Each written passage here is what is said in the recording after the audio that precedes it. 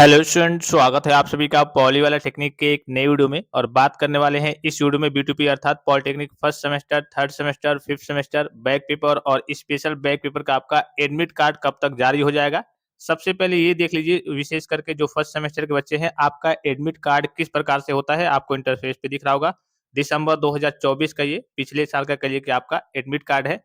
अब admit card कैसा होता है, इस पे कौन-कौन से डिटेल्स वगैरह होते हैं और कौन-कौन सी सावधानियाँ आपको देखनी होती है, मतलब किन-किन चीज़ों का आपको ख्याल रखना होता है, ये थोड़ा-सा समझ लीजिए। फिर मैं आपको डेट के बारे में बता रहा हूँ कि कब तक आपका एडमिट कार्ड जारी हो जाएगा, ठीक है?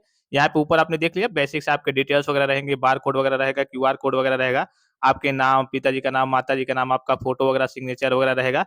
फिर यहाँ से आपको देखना होता है, यहाँ पे देखिए एग्जामिनेशन सेंटर, ये तो आपका इंस्टीट्यूट का नाम, बेसिक ऊपर आपके डिटेल्स हो गए, ठीक है?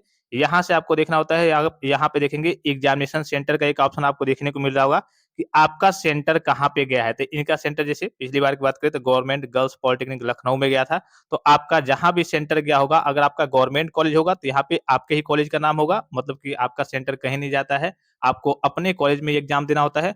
अगर आपका कोई प्राइवेट कॉलेज होगा या फिर पीपीपी मोड का कॉलेज होगा या फिर कुछ एडेड कॉलेज होते हैं, तो आपका क्या होता है, सेंटर कहीं और पे किसी गवर्नमेंट कॉलेज में जाता है, ठीक है? तो सबसे पहला काम आपको क्या करना है, यहाँ पे आपको अपना एग्जामिनेशन सेंटर देखना होता है। उसके बाद से क्या करना होता है, उसके बाद से आपको नीचे की ओर आना होता है। आपको सारे सब्जेक्ट जितने आपको पेपर देने हैं, पूरे सब्जेक्ट यहाँ पे, अगर आपका कोई बैक होगा, तो उसका भी पेपर होने वाला होगा, तो वो भी यहाँ पे आपका मेंशन हो जाएगा। तो देखिए, जैसे कि बात करें, अगर फिलहाल की बात करें, फर्स्ट सेमेस्टर के बच्चों की बात करें, तो यहाँ पे देखिए आपका पूरा सब्जेक्ट, जो भी आपका सब्जेक्ट होगा, जैसे यहाँ पे देखिए applied physics first, applied chemistry, communication skills in English, फिर इंजीनियरिंग ग्राफिक्स, मैथमेटिक्स फर्स्ट, ठीक है? यहाँ पिछला आपका 30 दिसंबर से लेकर 30 दिसंबर 2024 से स्टार्ट हुआ था। 30, 31, 1, 4, 8 जनवरी में एग्जाम हुआ था। इस बार आपका एग्जाम पहले हो रहा है। यहाँ पे टाइमिंग, अर्थात कहने का मतलब है आपके सब्जेक्ट वगैरह रहेंगे, ठीक है? उसका पेपर कोड यहाँ पे देखने को मिल जाएगा। उसकी डेट वगैरह और टाइमिंग वगैरह सारी चीज़ें आपको अपने एडमिट कार्ड अर्थात प्रवेश पत्र पे देखने को मिल जाएँगी, ठीक है? तो इस तरीके से आपको देख लेना होता है। फिर यहाँ पे देखेंगे, यहाँ पे देखिए इम्पोर्टेंट नोट रीड केयरफुली, इसको आपको थोड़ा-सा ध्यान से देखना होता है। क्या देखना होता है, देखिए पहला, सबसे पहला इसमें पॉइंट यहाँ पे आपको देखने को मिल रहा होगा। यहाँ पे अगर आप देखेंगे कि admission will not be given 20 minutes before and 20 minutes after the start of the examination, यानी कि जब भी आपका एग्जाम सपोज कीजिए कि 9 बजे से है, तो लगभग-लगभग साढ़े 8 बजे से आपकी एंट्री होना स्टार्ट हो जाती है। और अगर आप 9:20 के बाद से आते हैं, तो उसके बाद से आपकी एंट्री नहीं हो पाएगी, तो कोशिश करेंगे कि आप पहले ही पहुँच जाएँगे, ठीक है?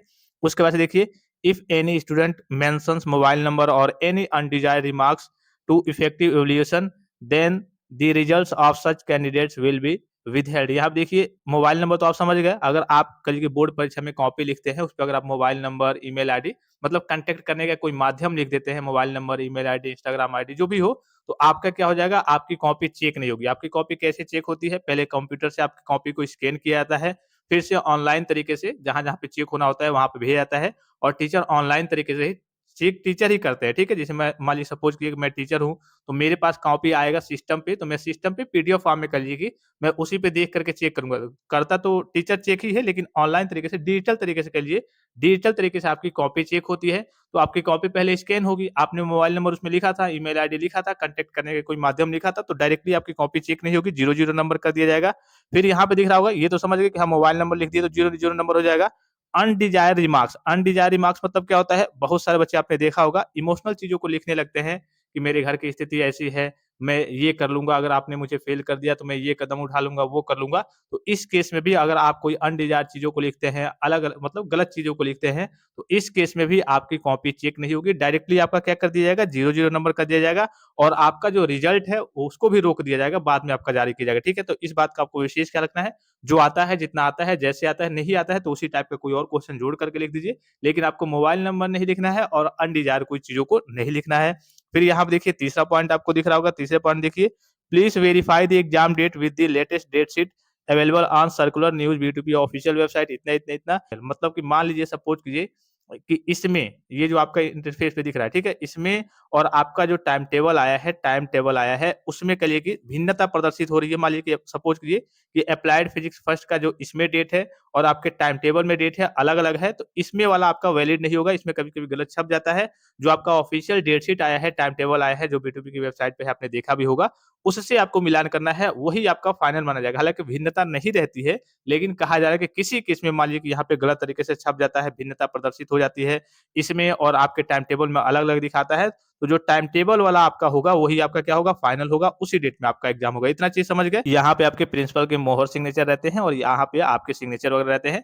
तो यही होता है आपका एडमिट कार्ड। अब बात करते हैं कि आपका एडमिट कार्ड आखिर कब तक आएगा। इस बार की बात करें तो कब तक आएगा, तो देखिए जो आपकी डेट थी लगभग 6 से लेकर के 8 नवंबर के बीच आपके एडमिट कार्ड आने की डेट थी, लेकिन आपको मालूम है कि एग्जामिनेशन फॉर्म का थोड़ा-सा मौका ज़्यादा मिल गया है, लेट से भराया गया है, जो आपकी डेट वगैरह आई थी उस डेट पे काम वगैरह नहीं हो रहा है। तो जो उम्मीद है आपके कल की एडमिट कार्ड अर्थात प्रवेश पत्र आने की, वो है आपका 13 के आस-पास, 13 या फिर 14 तक आपको अपना एडमिट कार्ड देखने को मिल जाएगा। और इसके बारे में जैसे ही कोई ऑफिशियल सूचना जारी होती है, ऑफिशियल का आपका एक नामावली जारी होगा, क्या होगा?